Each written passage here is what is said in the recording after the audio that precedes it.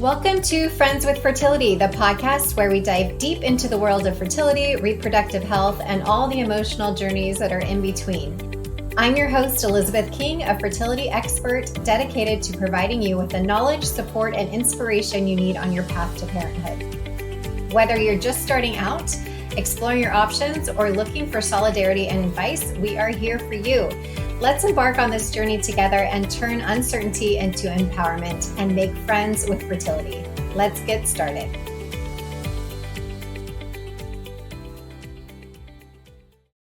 Hey everyone, welcome back to Friends with Fertility. Today we have Katherine Fontana. Welcome, Katherine. Thank you so much. I'm so excited to be here. Yes. Katherine is the founder of Daydream Astrology, where she specializes in birth chart and solar return readings for women. While trying to conceive, she discovered that astrology could help predict when she would have better chances of getting pregnant through the use of solar return charts and astrological transits. This realization not only brought her peace, but also reduced her anxiety around trying to conceive. She has since used astrology to assist friends and family members in determining ideal times for pregnancy, harnessing astrology's predictive power to guide others on their fertility journey. Everybody who knows me knows that I love all things astrology and all of this. So I'm really looking forward to this conversation and really just to dive in to what Katherine and I had spoken about previously when we chatted over the phone. We kind of went into my chart a little bit. Well, I shouldn't say we didn't go into my chart. I asked you about my chart and gave you my details. So from that, let's start from that as our kicking off point, if you remember any of that or have that information handy, because although I'm not currently trying to have children, we thought let's use this as a guide, so to speak, as well as Katherine's own experience too, to let you all understand how this process with working with Katherine would go. Definitely. I think it would be really helpful to kind of back up and kind of explain like how this works. And then I can dive into your chart to kind of just level set a little bit. Sure, let's do it. So within astrology, like we'll just talk about how birth charts work to begin with. We all have a sun sign or we all have a zodiac sign. So that's just your sun sign. So you may not resonate with your sun sign, and that's because there's so much more to your personality than just your sun sign. And like your birth chart is this whole very complex chart that is unique to everyone. It's kind of like a snowflake. There's not two birth charts that are alike. So a birth chart is calculated at the exact moment and place of your birth. So it's kind of like a snapshot of the sky from when you were born. And so there's different planets and different signs, and they're impacting different parts of your personality. Your chart is also divided into like 12 different slices, kind of like a pie. So those slices are called houses, which they also have a really big impact on your personality as well. So I do birth charts, but I also do solar returns. Solar returns are actually my favorite to do because they're very similar to a birth chart, except you get a new one every single year on your birthday. So your birthday kind of marks your astrological new year. Similarly to a birth chart, it takes a snapshot of the sky the moment the sun returns back to its original position at birth. So that snapshot makes your solar return chart will speak to themes of your year ahead. So I like to think of solar return charts as not only predictive, but also suggestive. So it can predict areas in your life and suggest ideal timings for things like changing jobs, moving, and into new relationship, and also fertility, which I've learned, which is really cool. So basically, when I was going through the trying to conceive process, I started researching more about fertility astrology, and there's basically several different indicators for ideal times for pregnancy, not only within your solar return chart, but also within transits, which are a little bit different than a solar return chart. So I can kind of jump into like what I would normally look for in a solar return chart to indicate those like lucky time periods, if that would be helpful. And then we can jump into your specific chart. Okay, sounds good. Okay. If somebody were trying to conceive, they would come to you for a solar return chart rather than a astrology reading. Am I understanding that correctly? So, like a birth chart reading kind of dives into you as a person and your personality. A solar return chart dives into your year. So, for instance, your birthday is on April 3rd. So, your solar return chart starts on April 3rd and it goes until April 2nd of the following year. So, people will come to me for solar return charts to kind of have a heads up about their year. Like, what's my year going to look like? Am I going to be focusing on my career, my home life, or my relationships, or whatever it may be? Okay. So, yeah, I think solar return charts are very powerful in understanding like what the themes of your life look like for the next year. So those are usually what we would look at for fertility purposes. Okay. So I'll kind of just go into some examples that are like really lucky indicators. Jupiter in the fifth house. So Jupiter is the planet of luck and expansion and abundance, and the fifth house represents children, joy, creativity. So this is one of the most powerful lucky indicators. So When um, I Jupiter was explained to me years ago as like the your favorite uncle, like gives you everything and all the good things come during that time of Jupiter. Like, so when I'm actually in a Jupiter period right now in my larger umbrella, so to speak, because it goes into sub areas as well.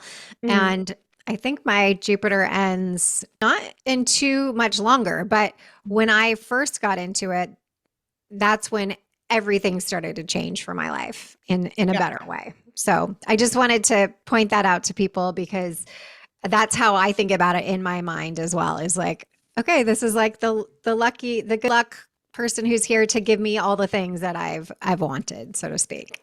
yes, exactly. Jupiter is my favorite planet. So everybody has Jupiter in a certain sign and in a certain house. So, whether you have Jupiter in your fifth house or your sixth house, like it's going to speak to different areas of your life that you're just inherently lucky, which I Mhm. think is really cool because everybody has a different placement.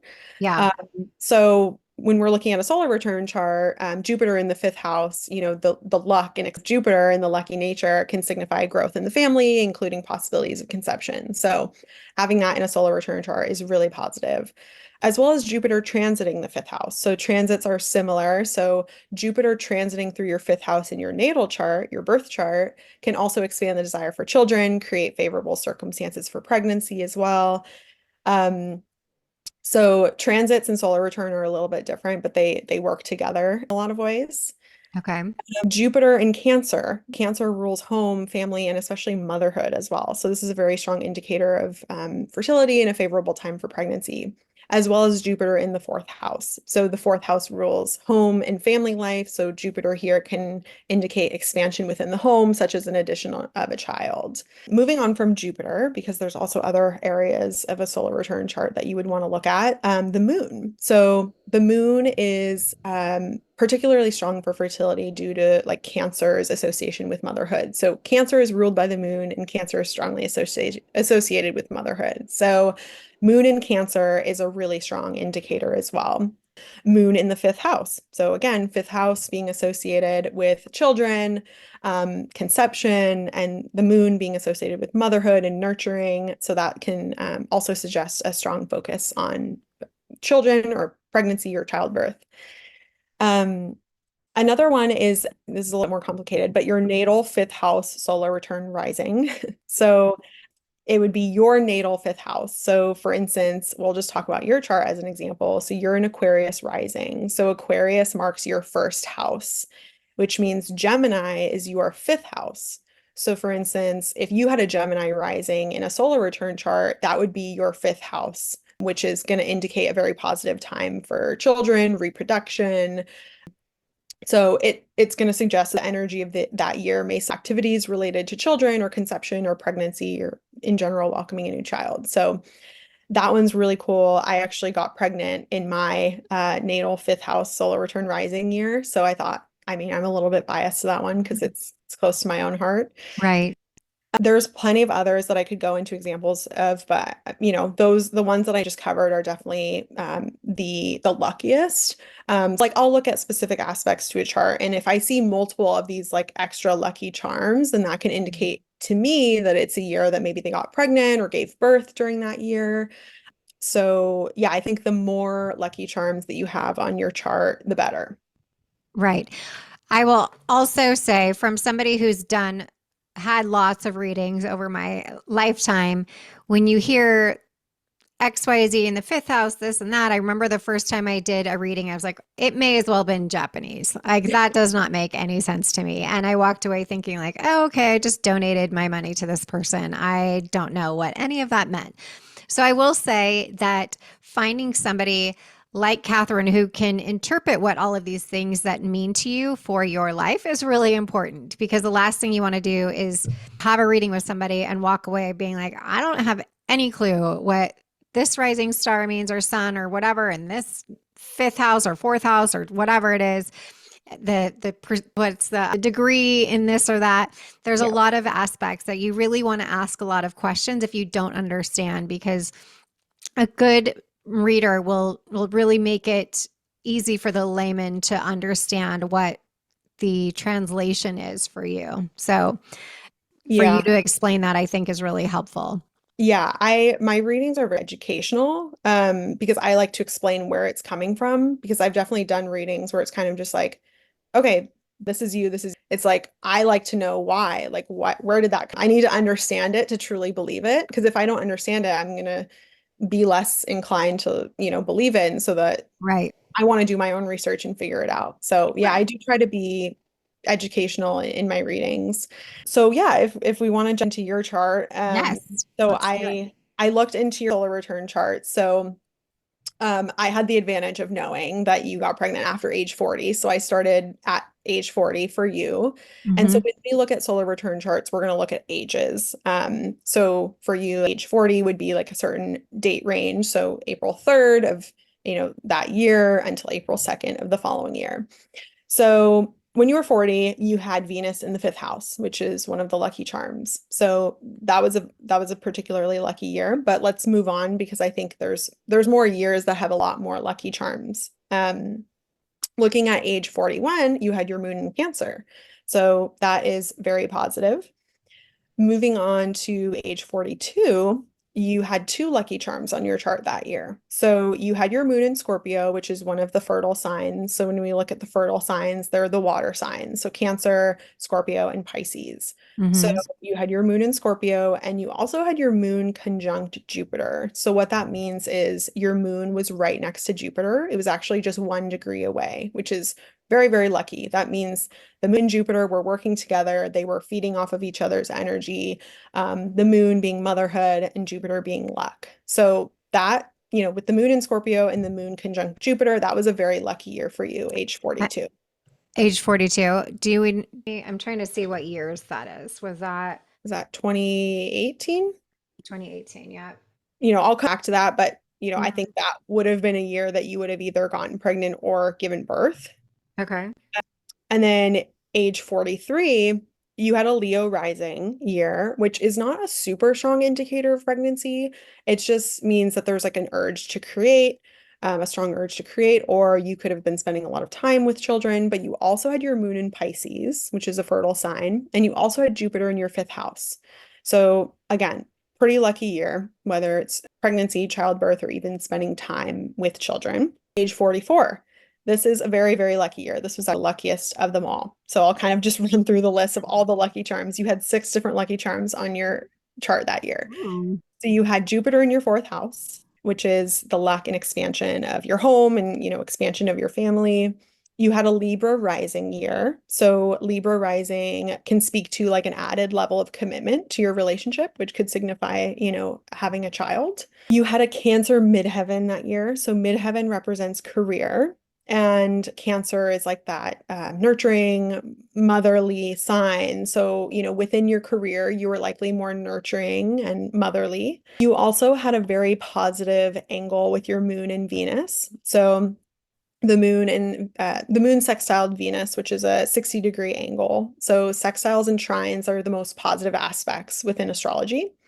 So, moon being motherhood and Venus representing love and fertility, you had a very positive angle there. You also had Venus trine Jupiter, which is the luckiest. I would argue that they're the luckiest. So trines are the luckiest aspects in astrology, and Venus being fertility, Jupiter being luck. And though Venus and Jupiter were within 5 degrees on your chart, so they were felt very strongly. And then the last one was your North Node was transiting your fifth house. So your North Node is not a planet, it's an astrological point in the sky, and it speaks to like your destiny or your soul's purpose. And so when it's transiting that fifth house of children and fertility, that is also a very lucky time. So I'm going to put money on the age of 44 being a very important year for you. And then 45, your moon was conjunct your line. So your ascendant line is your rising line, and moon being motherhood, your ascendant represents the self. So those are kind of working together. So it was a year very focused on motherhood for you. And then lastly, your North Node was in your fifth house. So two lucky charms at the age of 45. You had six at the age of 44. You had three at the age of 43. So there's kind of some patterns here that I'm looking at. So I don't know exactly the years that you got pregnant or gave birth, but in terms of lucky ages, definitely 44, 43, 42, and possibly 41. But I don't know. You tell me, do you Okay. remember back to these ages or Of years? course I do. Okay.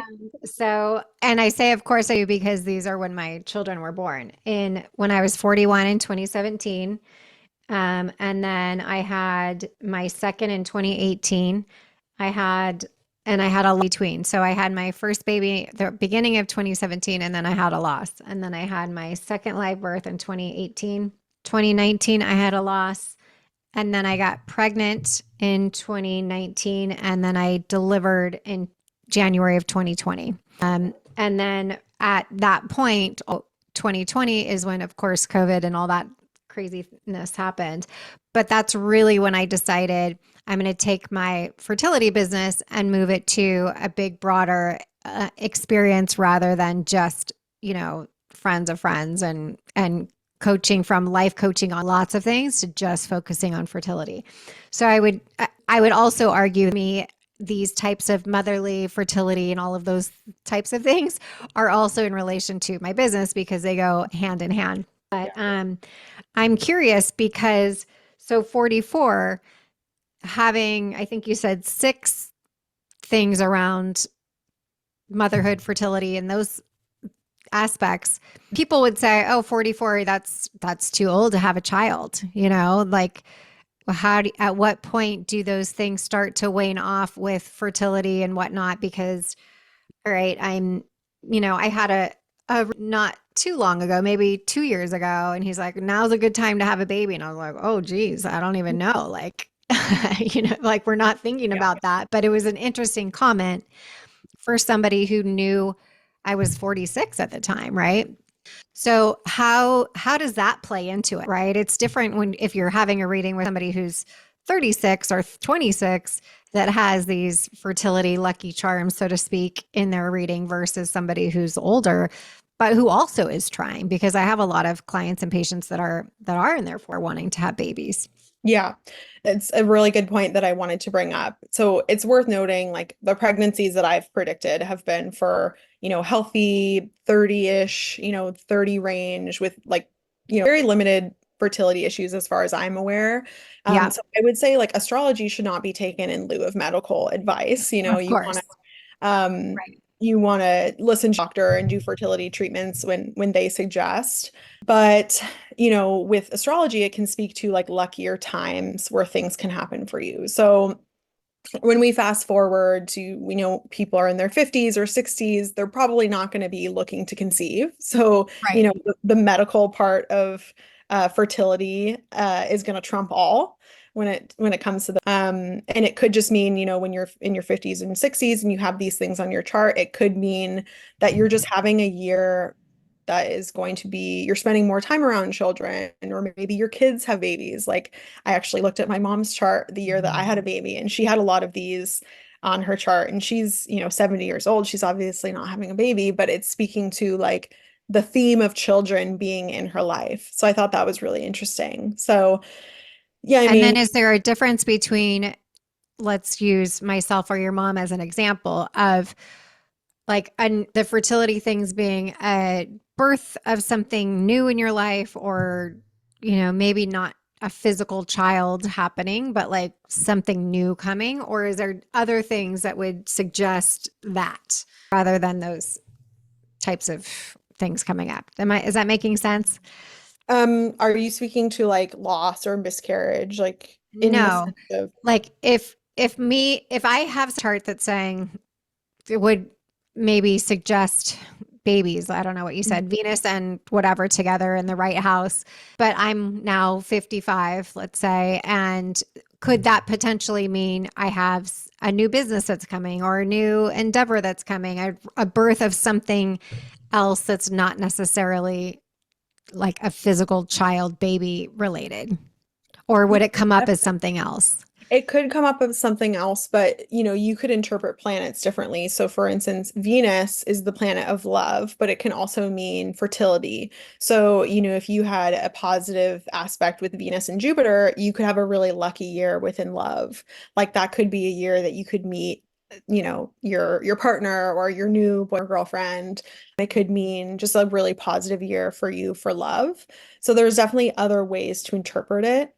And similarly with the moon represents motherhood, but also represents your emotions too. So having a positive aspect on your moon could mean that you just have a positive emotional year, or like you have breakthroughs emotionally. Like maybe you had a breakthrough with your therapist, or you've gone through some transformative, like emotional experience.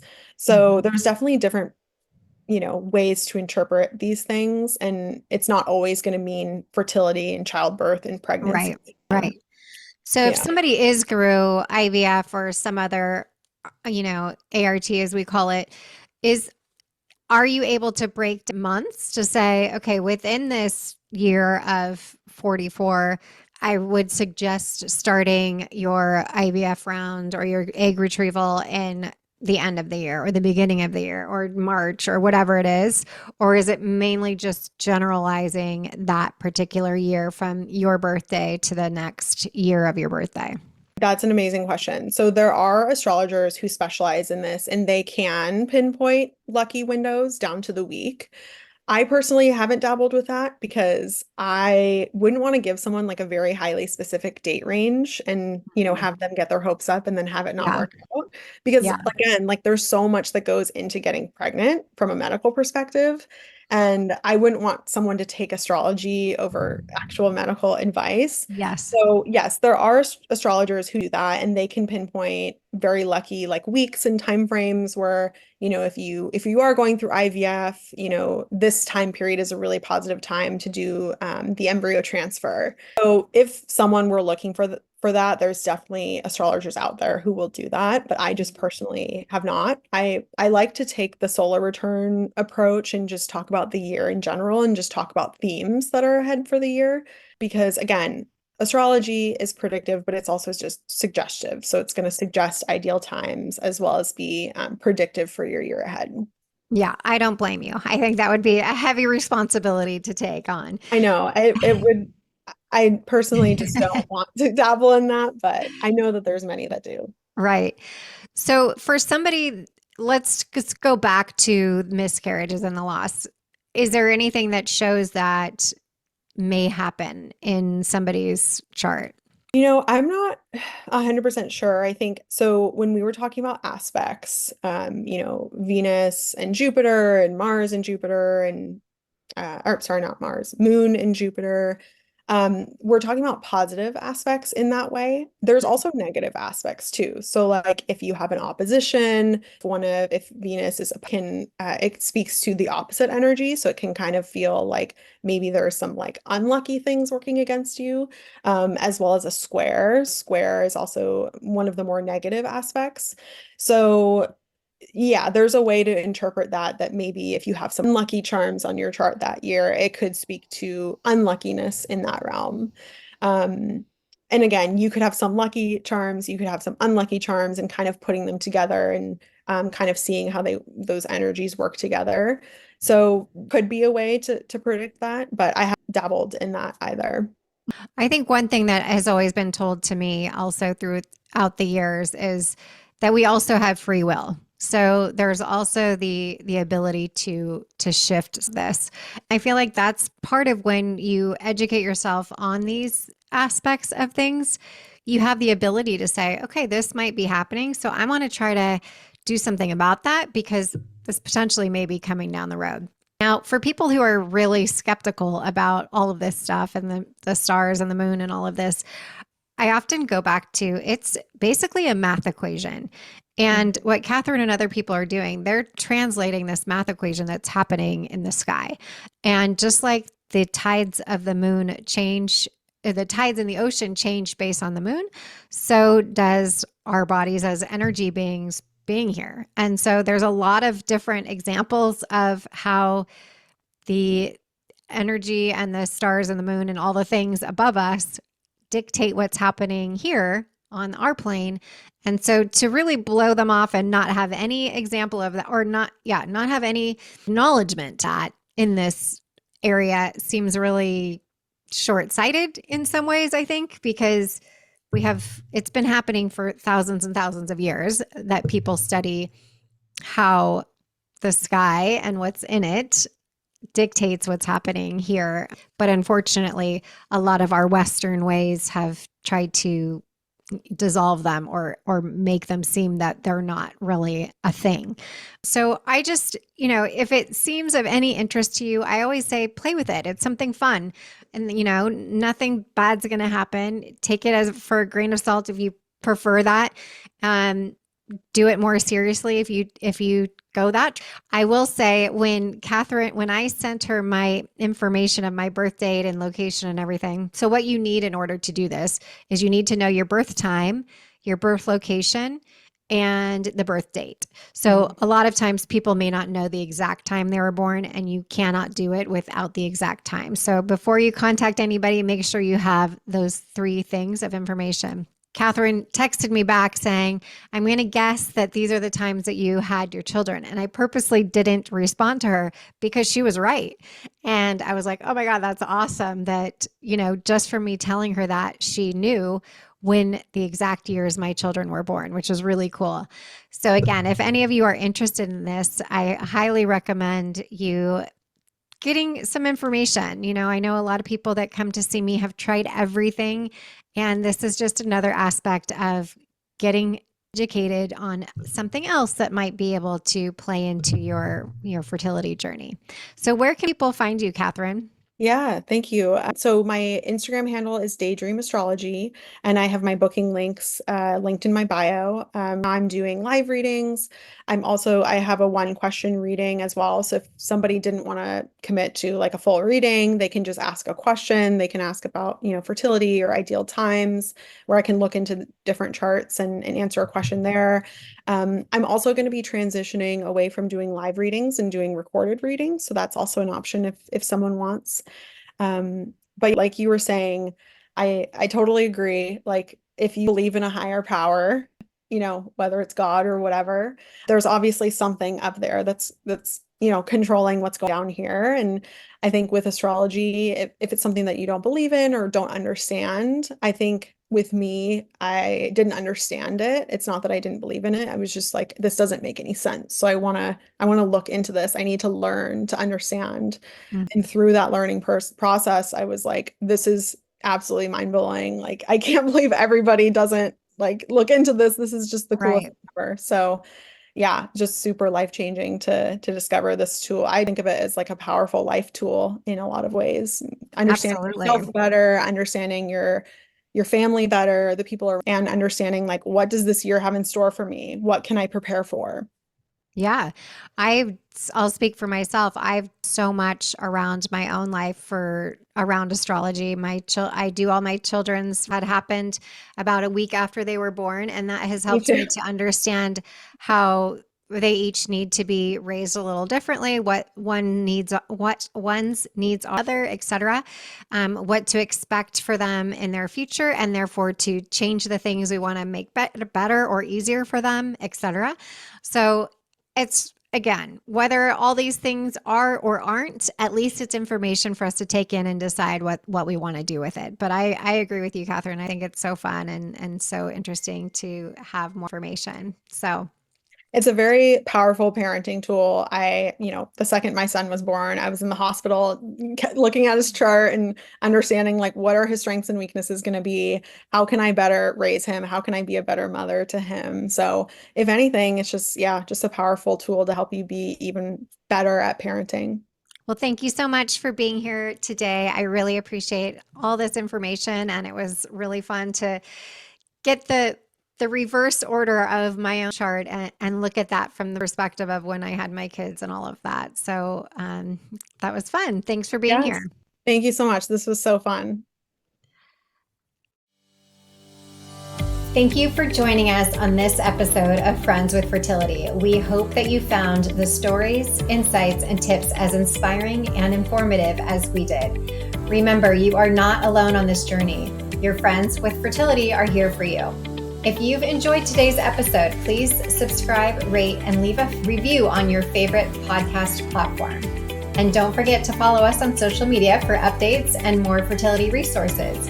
Until next time, stay hopeful and keep believing in your journey, and know that we are sending you lots of love.